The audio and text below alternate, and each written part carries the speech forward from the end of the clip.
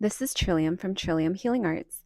I'm an emotion code, Reiki, and quantum healing hypnosis practitioner, and today I'm going to be sharing some story time about manifestation.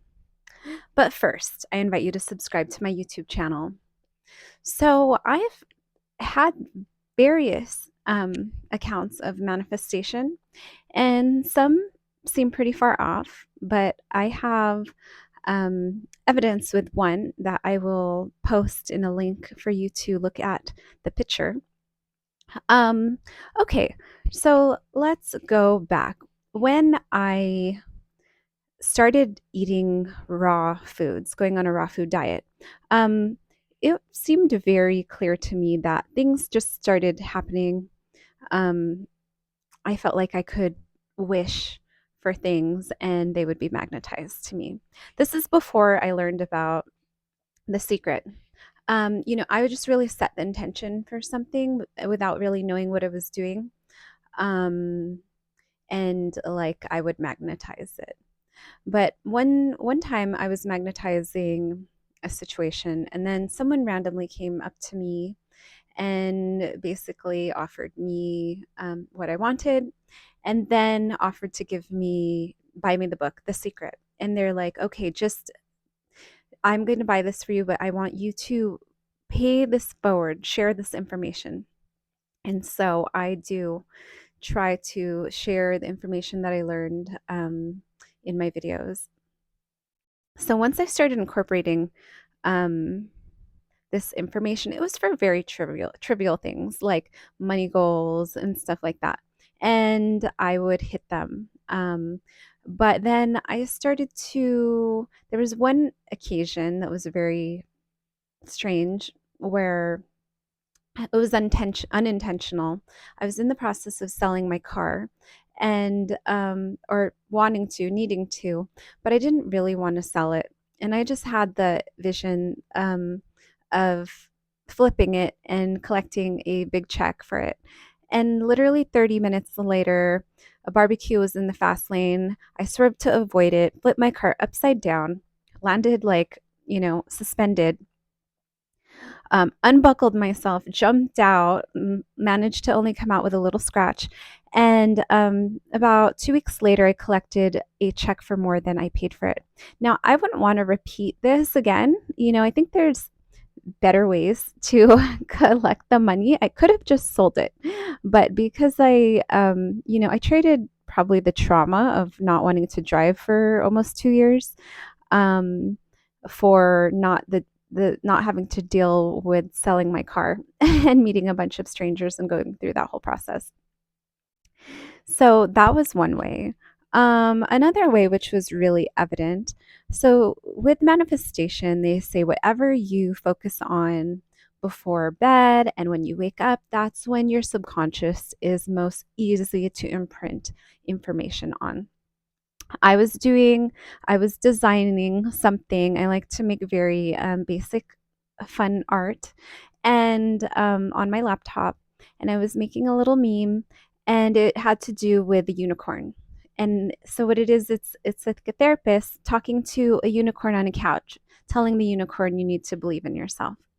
And so the very next day, I was called by a client that I'd never met before from out of town who had rented an in town Airbnb. And in this in town Airbnb was every room was decked out in unicorn stuff. So I just thought, wow, what a coincidence. That is so trippy. Another time um, that something like that happened, I dragonflies are one of my spirit animals, and I tried to envision the most beautiful dragonfly that I could, and I searched and searched, and I found a picture with the exact color pattern. And when I was in Belize, I found a painter, and I wanted him to paint this dragonfly. So I gave him the picture. He painted the dragonfly. When I went um, to hang the picture on the wall, I admired it all day.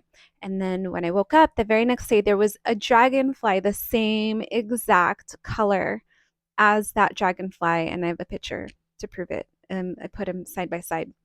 And so in Belize, I had seen some dragonflies, but they were all red or brown. And this one was a particularly very beautiful green and blue, which I'd only seen before in San Diego. Um, and let's see. Okay, so here's another story. Joe Dispenza talks about, and also in The Secret, that envisioning something, have an elevated emotion such as gratitude, can help draw this. And so this one was very strange though, because it makes me question whether did I somehow magnetize this instantly or did I materialize this? So my landlady, she lost her gift card. She didn't actually lose it. She accidentally input it online on a scammer website, and it drew the funds. She was like checking her balance. She's old and she doesn't know technology. So she was very sad, and I was like, "Hey, we could." When I was younger, I used to just find money on the floor, like $20, $50, even $100 bills. And I believe that this is because I do a bunch of abundance kind of mantras, and they say that whatever you do now affects future and past. Um, but so I was just joking with her. I'm like, you never know. You're just going to find a gift card on the floor. Like, it's just going to happen. Just believe it, stay positive. And so I was going to go check my mail at my post box at UPS. And I go and walk right after, just a minute after telling her this. I look in the corner and there's this crumpled bill. It's like crumpled, and I pick it up and it's $100 bill. Exactly what I had told her in joke, that, oh, you're just going to find $100 on the floor. So I think that's why they say, they encourage you to send good wishes and blessings to other people because you're doing it for yourself also. And when you're cursing other people, you're poisoning yourself as well. So very, very important to be impeccable with your word. I actually am feeling called to review something called the 4 agreements because I think it's very easy to forget those basic things like being very impeccable with your word and not taking things personally can save you from a lot of grief and pain. So, yeah, those are just a couple of the manifesting the $100 instantaneously. And there's always been just very small things that just seem more like coincidental. But I do really feel like if you have a very, what they call definite chief aim or intention, then you're harnessing all of your thoughts into one focal goal. And when you have one focal goal and you're very focused on achieving this one thing, then you're much more likely to magnetize it. But something I also notice is I call this the law of zero. When you're wanting this thing, somehow you're actually pushing this thing away from you. So it's like when you surrender and you're looking for something else, that's when you find the thing. And that's what I call the law of zero. Um, and how I interpret this is I don't know why it is for keys and random stuff like that, but for other things, I think it has to do with the vibration of having versus wanting. So if you're in the vibration of, if say you are interested in someone, and instead of desiring them and wanting them in a lack energy and state. Instead, you close your eyes and you feel in your heart how wonderful and how good it is to be next to them and maybe lay your head on their chest and feel like all the love that you would have. Then that is more the vibration of having. And I feel that vibration of having is in alignment with magnetizing your desires to you. um, versus wanting is a very pulling energy, and it feels kind of gross, to be honest. Like, I've definitely felt pulling energy, and it's repelling. So anyway, if you've stayed this long, thank you so much for listening to my little chat on manifestation. Please subscribe, like, share, comment below. It helps my channel grow. Sending you love and light.